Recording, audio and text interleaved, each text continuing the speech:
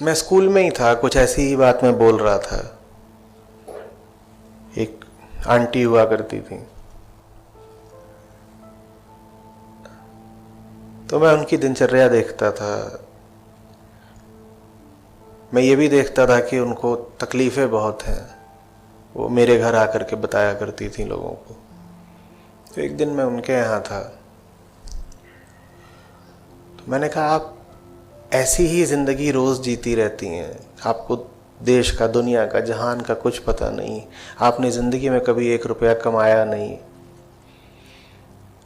आपको कभी इसकी सुननी पड़ती है, कभी उसकी सुननी पड़ती है, लेकिन बीच बीच में आपको सुख भी मिल जाते हैं, तो आप सारे दुख भूल जाती हैं। और बात गहराई की ओर जा रही थी। मुझे लगा कि वो क्षण आ रहा है जब अचानक इनके भीतर कुछ टूटेगा, अचानक रोशनी कौंधेगी, और तभी कुछ गंध सी आई। वो बोली, अरे रसोई में दूध उबल गया है, और तेजी से मुड़कर रसोई की ओर भाग गई। वो जब तक लौट कर आती, मैं वहां से वापस आ गया। कोई बताने नहीं आएगा आपको कि आपके साथ रोज रोज कुछ बहुत भयानक हो रहा है।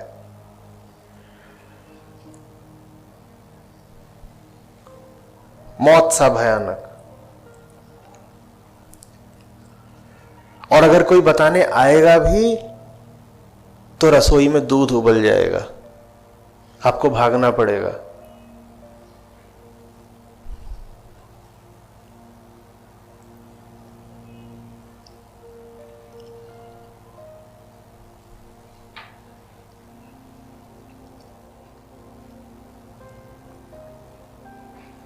मैं जो आपसे बात कह रहा हूं वो सुनने में कठिन है, जीने में भी शायद कठिन है, लेकिन जीने लायक है। उसमें जो भी तकलीफ़ें आए उन्हें स्वीकार करना चाहिए, निर्विकल्प हो जाना चाहिए, कहना चाहिए जब सही ही जीना है तो शिकायत क्या करनी है। आ रही हैं तकलीफ़ें तो आ रही हैं, जीना तो ऐसे ही है ना, दूसरे रास्ते नहीं चाहिए।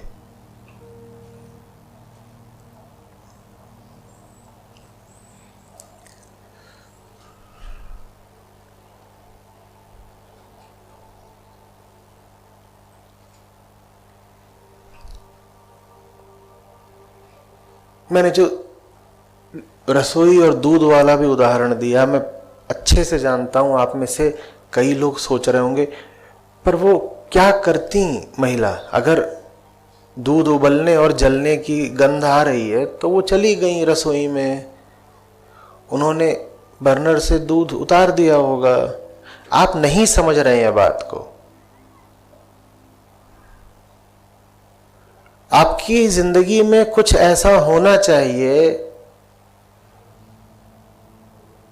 कि अगर दूध उबल रहा हो तो उबलने दें, जल रहा हो तो जल जाने दें।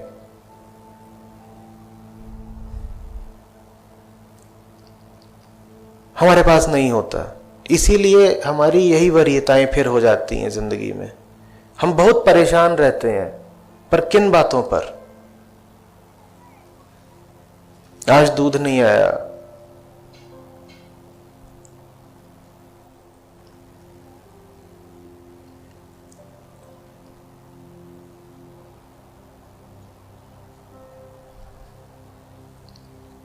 लॉन्ड्री में कपड़े देने,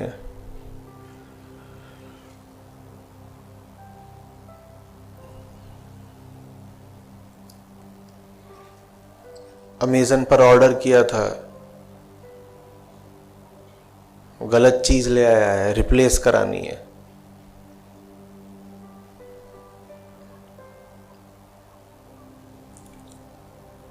यही चीज़ें आपके लिए बहुत बड़ी बन जाएंगी, जैसे बंदर के लिए फल बहुत बड़ी चीज़ बन जाता है।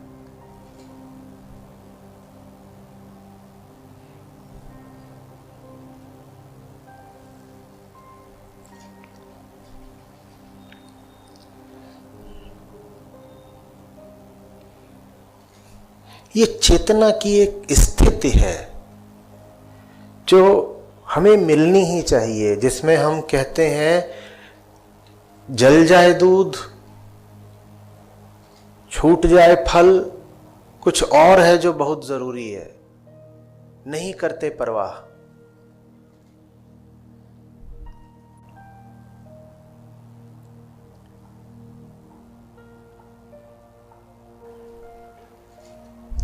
और मैं कितना भी बोल लूं, मैं चेतना की उस स्थिति को अचानक आप तक नहीं ला सकता, क्योंकि वो चीज जीने की है। जो जीता है वो जानता है, जो नहीं जी रहा उसको बार बार ये लगेगा पर दूध जल रहा है तो उतारना तो चाहिए ना। दूध उतारने के बाद भी तो बात हो सकती थी, नहीं हो सकती थी। मैं वापस लौट आया।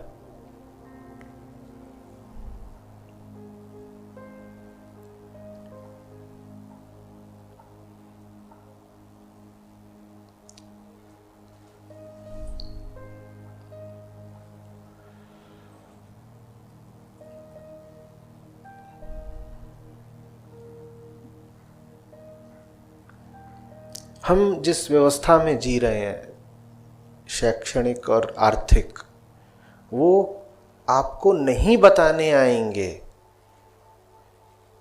कि आप अच्छे कपड़े पहनने और अच्छे घर में रहने भर के लिए पैदा नहीं हुए हैं। कोई नहीं बोलेगा आपको।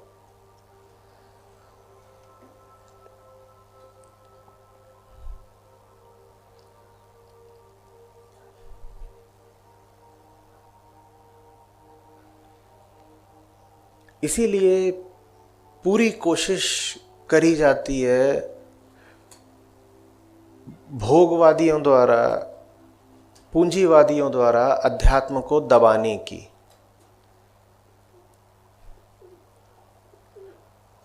क्योंकि अध्यात्म, भोगवाद, कंज्यूमरिज्म की जड़ें खोद देता है। कंज्यूमरिज्म कहता है तुम पैदा हुए हो हैप्पी होने के लिए, और तुम हैप्पी हो जाओगे कंज्यूम कर करके। बस सीधी सी बात, इतनी सी बात है कुल।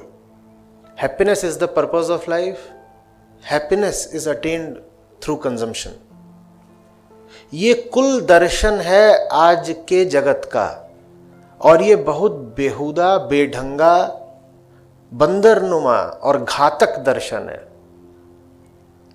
ये इंसान को पाताल में डालने का दर्शन है। हम सब इसी दर्शन के अनुयायी हैं।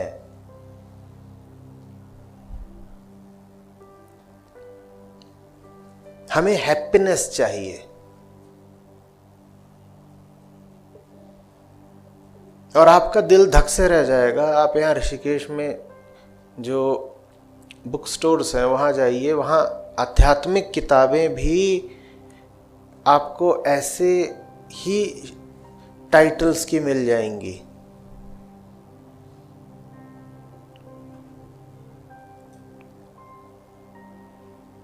जो आपको वादा कर रहे होंगे हैप्पीनेस देने का।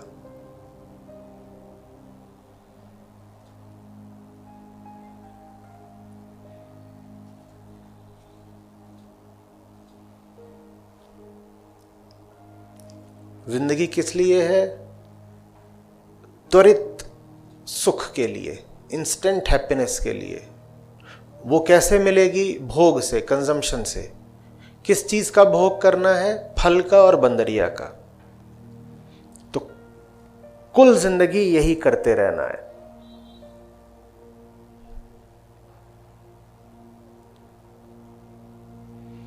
और अपने आप को भी समझाना है कि मैं तो बड़ा सफल हूं, मैं तो बड़ा सुखी हूं, देखो मुझे।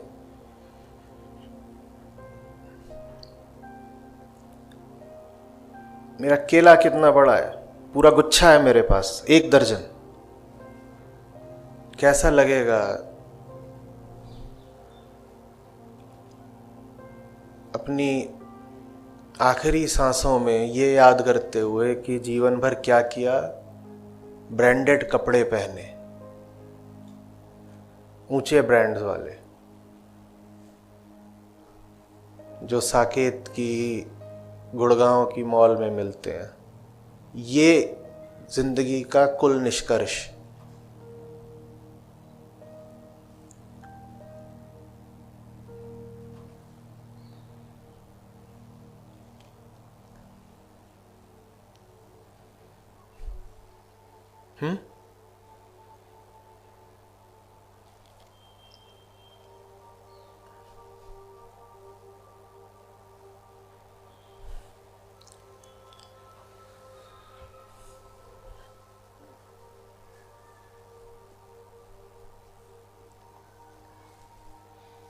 फिर राख हो गए, मिट्टी हो गए।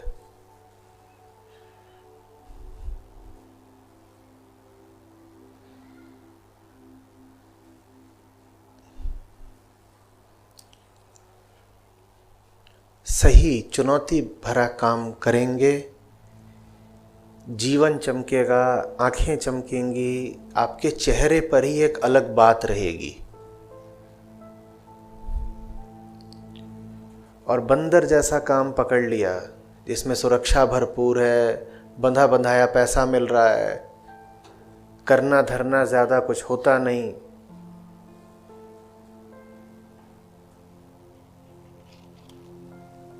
बेईमानी का भी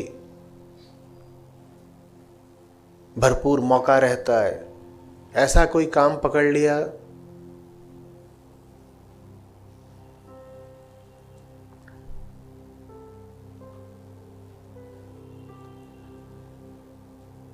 जेब आबाद होती जाएगी, जीवन बर्बाद होता जाएगा।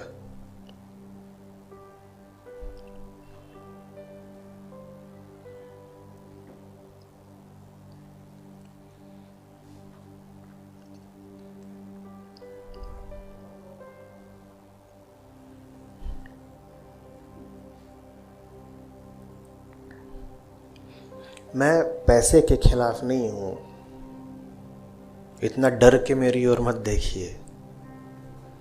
मैं भोग के भी खिलाफ नहीं हूं।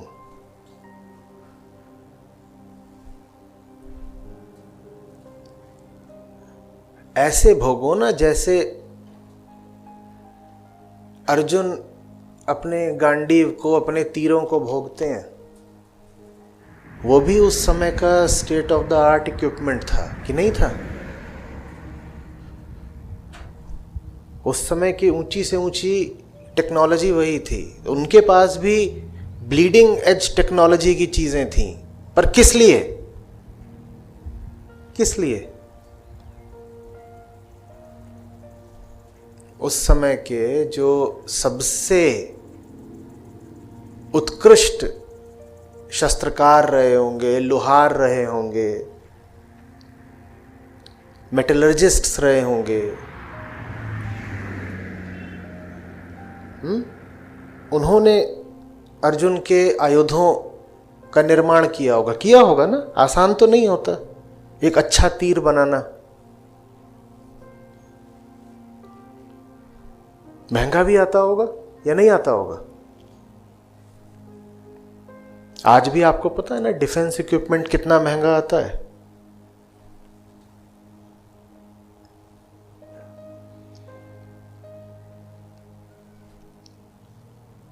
तो प्रयोग वो भी कर रहे हैं, पर किस लिए?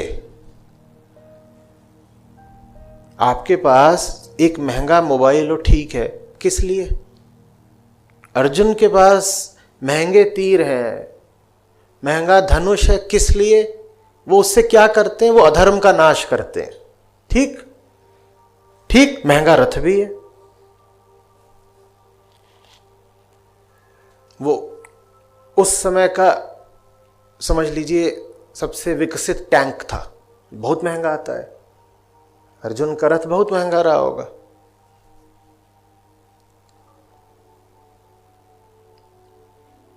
आपके पास बहुत महंगा मोबाइल है, किस लिए मुझे बताइए।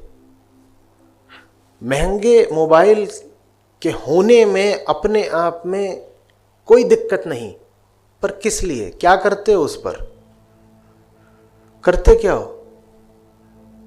अर्जुन क्या करते हैं अपने तीरों का, तुम क्या करते हो अपने मोबाइल का, बताओ तो। एक से एक फिजूल बातें, एक से एक जलील हरकतें, जीवन को व्यर्थ करने वाले सारे काम मोबाइल पर करते हो।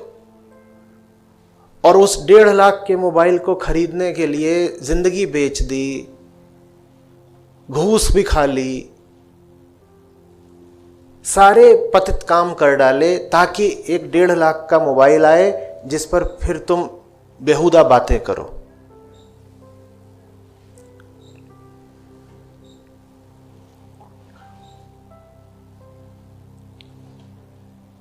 और अपने बच्चों को लाख लाख 2-2 लाख के ये जो आजकल नए नए गेम्स आते हैं ये दिलवा सको,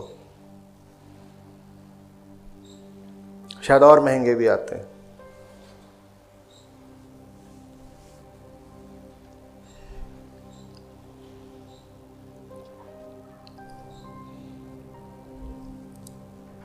कोई ऊंचा लक्ष्य हो जीवन में, उसकी खातिर पैसे कमाओ, बहुत अच्छी बात है। पैसा तो संसाधन है, उस संसाधन के लिए हमने कहा दिन का 70, 80, 90% समय लगाते हैं हम। उतना समय लगा करके जो चीज हाथ में आई, ये तो बताओ उसका करते क्या हो। कुछ नहीं है करने को, बस उसको रखना है, उड़ाना है, जलाना है और खुद को बताना है कि हम तो सफल हैं।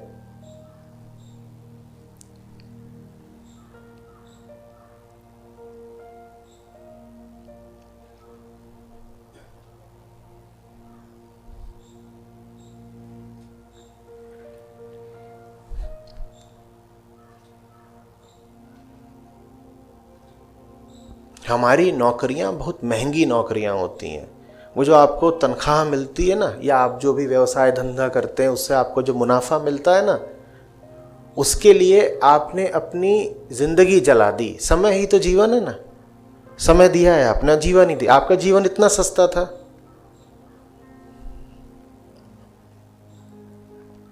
महीने के 50,000 रुपये, 1 लाख रुपए, 2 लाख, जो भी, बहुत बड़े आप व्यवसायी हैं, चलिए 20 लाख रुपए, 20 लाख, 40 लाख भी है तो आपके जीवन की कीमत इतनी ही है।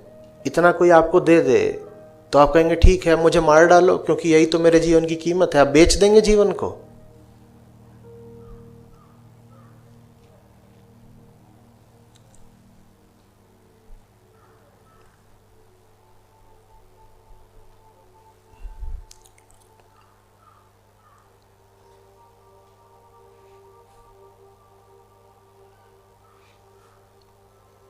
दुख कम खतरनाक होता है, अभी निष्कर्ष के तौर पर बोल रहा हूं। दुख हो, समस्याएं हो, चुनौतियां हो, ये कम खतरनाक और छोटी समस्या है।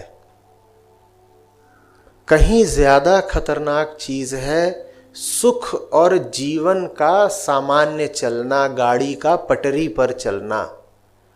अगर आपकी गाड़ी पटरी पर चल रही है तो नरक की ओर ही जा रही है। दुर्घटना बहुत जरूरी है, दुर्घटना ही शुभ है। गाड़ी का पटरी से उतरना आवश्यक है।